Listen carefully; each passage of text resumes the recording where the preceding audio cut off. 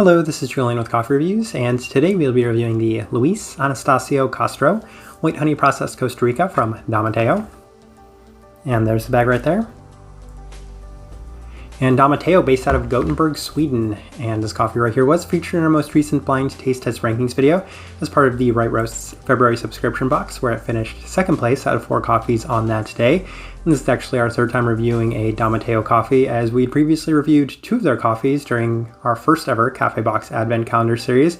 And I remember those coffees quite well, most notably the Kenyan coffee, as they were a couple of my favorite coffees from the entire Advent calendar. And I've been wanting to review another one of Matteo's coffees the first opportunity I got. Unfortunately, I don't know of many, if any, American coffee shops that regularly carry Matteo's coffees, so seeing it as part of the Right Roast February subscription box was a huge selling point to me and one of the main reasons I purchased this sample pack. So I'm looking forward to finally discussing another one of their coffees.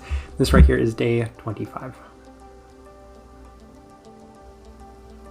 And of course, a pretty big note, these are 50-gram bags of coffee, so these will be much shorter reviews, and that gave us an opportunity for 2 Chemex brews and 2 V60s. This one was brewed with the Chemex, but for the most part, we went with the V60 for this coffee, and the recipe that the Right Roast has, I gotta say that's a huge selling point to me on the Right Roast, as they provide a brew guide and recipe for all of their coffees, and they went with a 16.67 to 1 water to coffee ratio, brewed at 92 degrees Celsius, and as mentioned, V60 for this one, which is a more medium fine grind. Matteo is a Nordic Light for the roast profile. And with that out of the way, let's go ahead and start discussing this coffee. So day 18, which was that blind taste test day on our first impression, and I mean, I could tell from that blind taste test that this was the most well-read forward cup of coffee on that table. I definitely knew that this one was a Costa Rican. It was one of the easiest origins to pick out on that table by far, as it very much had those very red characteristics to this cup of coffee, and it was one of the more flavorful cups of coffee on that table.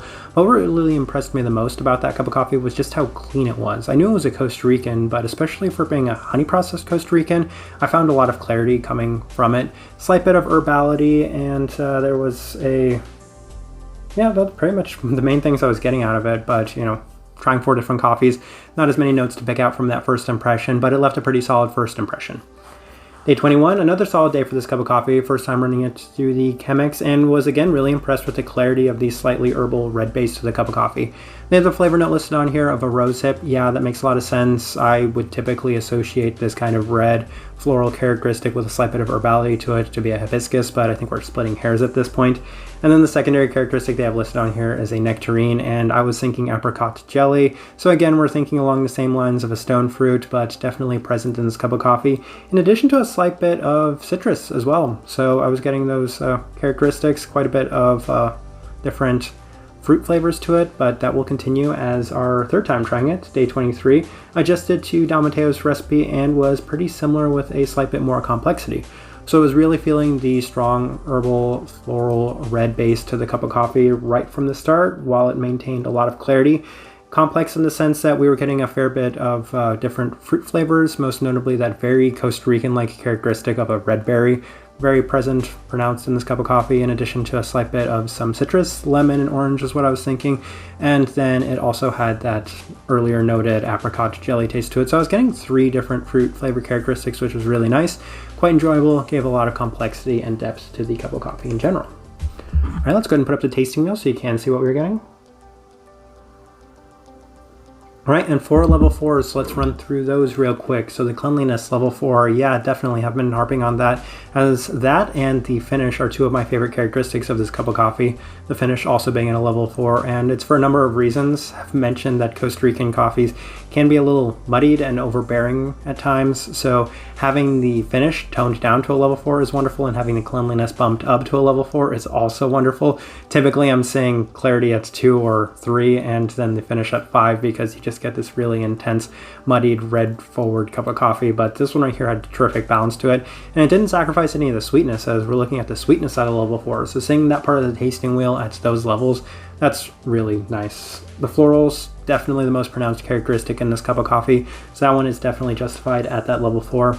Then briefly touched on the fruit characteristics, and in about equal parts abundance. I wouldn't necessarily say one was more dominant than the other from time to time in this cup of coffee, so I feel like having all 3, the berry, the stone, and the citrus at that level 3 mark, is pretty ideal for me.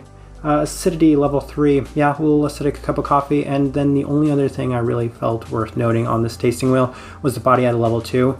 Brewed through the Chemex today, it's definitely justified at that level 2, and this tasting wheel was made with the V60, so seeing it at a level 2 does indicate that it was a lighter bodied cup of coffee in general, which I think I was probably a little surprised with, given that it is a honey processed Costa Rica, but given how much I enjoyed the way the rest of this tasting wheel worked out, I have no complaints whatsoever about the body being maybe a little lighter than I was expecting. Alright, my overall thoughts and impressions of this coffee. Well, first things first, credit to Matteo, as they're 3 for 3. I haven't had a cup of coffee from Matteo that I haven't liked to this point, and I think going into it knowing that I was going to be drinking honey processed Costa Rica, my expectations were a little lower, and Matteo certainly exceeded their expectations for this cup of coffee. I have to say, this is one of the best Costa Ricans I've had in quite a while, so massive props to Matteo for that.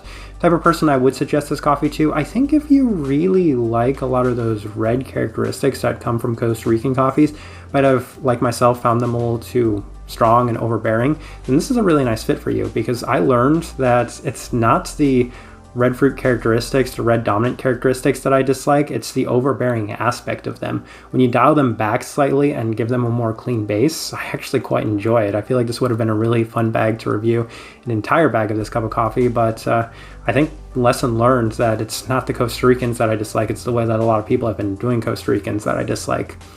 I think for the most part, though, I'll leave this review at that. If you by chance had an opportunity to try this coffee or anything from Matteo, I would love to know your thoughts and impressions of it or them as well. If you're enjoying the content, give this video a like, subscribe if you're not already subscribed. This right here has been a review of the Luis Anastasio Castro Wet Honey Processed Costa Rica from Matteo. Thank you for watching.